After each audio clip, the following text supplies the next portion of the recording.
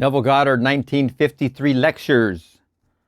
The fundamentals. From 1953, we have a handful of lectures. We're going to go through them anyway. They're wonderful. This one, the fundamentals. It is a difficult task to summarize in a few hundred words what I consider the most basic ideas on which those who seek a true understanding of metaphysics should now concentrate. I shall do what I can in the shape of three fundamentals. These fundamentals are self-observation, definition of aim, and detachment. Good stuff right there. The purpose of true metaphysics is to bring about a rebirth or radical psychological change in the individual. Such a change cannot take place until the individual first discovers the self that he would change. This discovery can be made only through an uncritical observation of his reactions to life. The sum total of these reactions defines the individual's state of consciousness. And it is this state of consciousness that attracts the situations and circumstances of his life. So, the starting point of true metaphysics on its practical side is self-observation. In order to discover one's reactions to life, reactions that form one's secret self, the cause of the phenomena of life. With Emerson, I accept the fact that man surrounds himself with the true image of himself. What we are, that only we can see. There is a definite connection between what is outer and what is inner in man, and it is always our inner states that attract our outer life. Therefore, the individual must always start with himself. It is oneself that must be changed.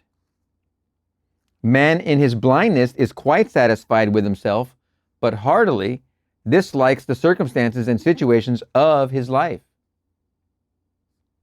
He feels this way not knowing that the cause of his displeasure lies not in the condition, nor the person with whom he is displeased, but in the very self he likes so much. Not realizing that he surrounds himself with the true image of himself, that what he is, and that what he is, that only can he see. He is shocked when he discovers that it has always been his own deceitfulness that made him suspicious of others.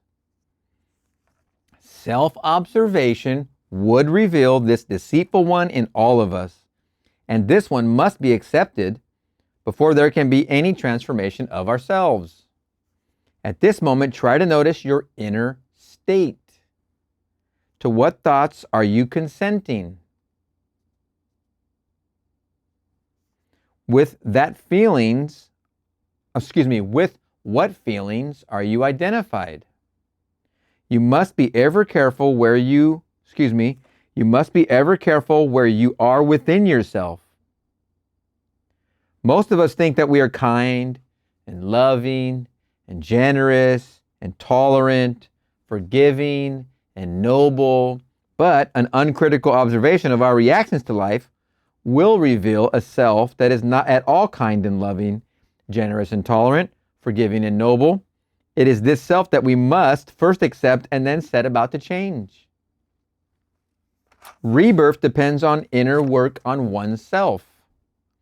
No one can be reborn without changing this self. Anytime that an entirely new set of reactions enters into a person's life, a change of consciousness has taken place. A spiritual rebirth has occurred.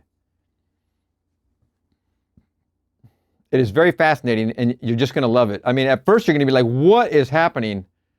What is happening to everything that I hold so dear and cherish so much?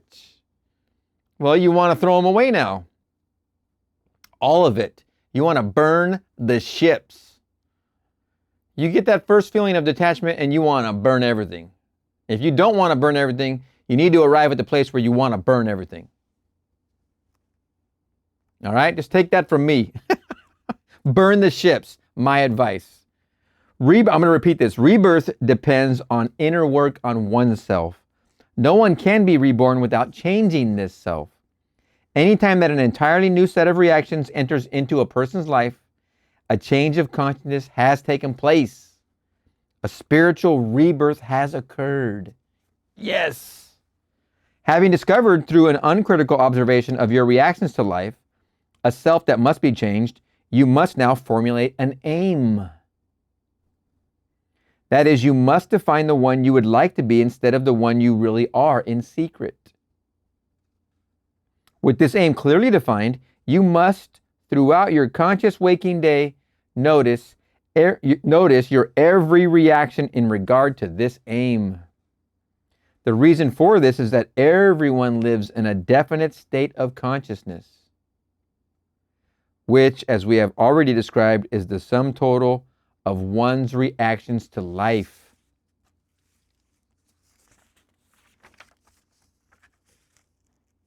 Therefore, in defining an aim, you are defining a state of consciousness, which, like all states of consciousness, must have its reactions to life.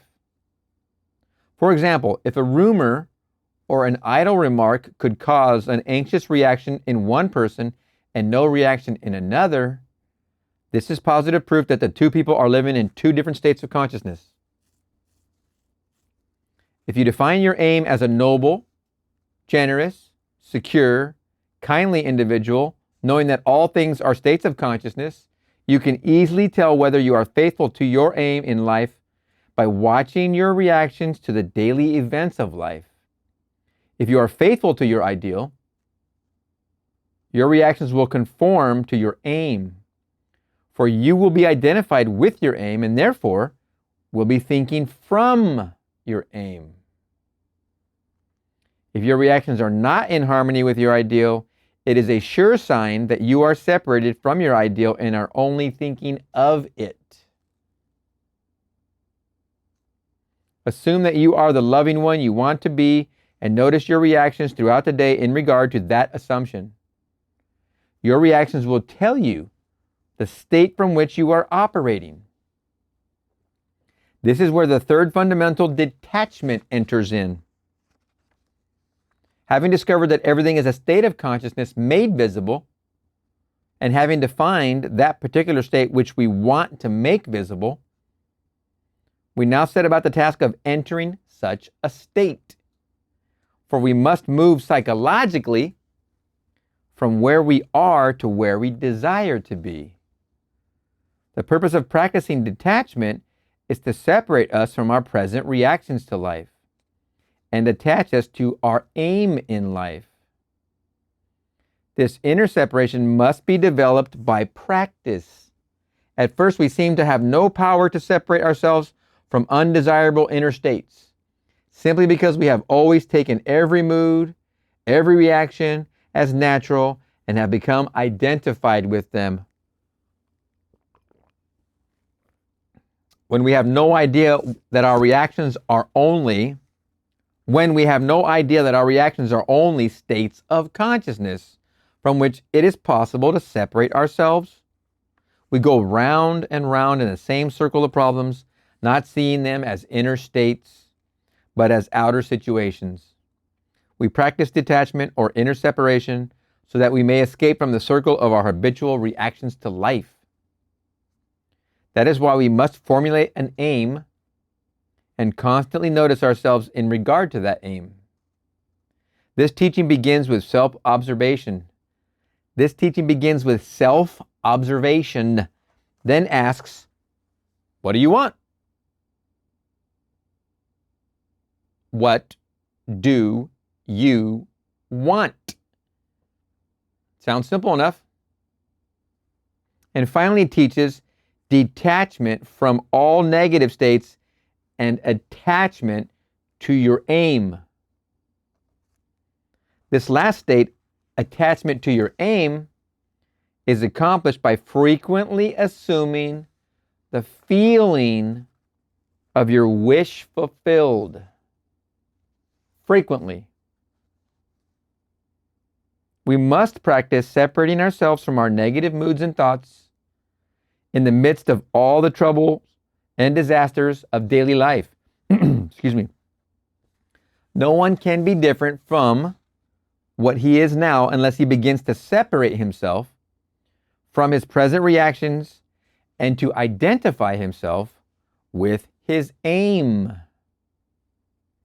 Detachment from negative states and assumption of the wish fulfilled must be practiced in the midst of all the blessings and cursings of life. The way of true metaphysics lies in the midst of all that is going on in life. We must constantly practice self-observation, thinking from our aim, and detachment from negative moods and thoughts if we would be doers of truth instead of mere hearers. Practice these three fundamentals and you will rise to higher and higher levels of consciousness. Remember always, it is your state of consciousness that attracts your life. Start climbing.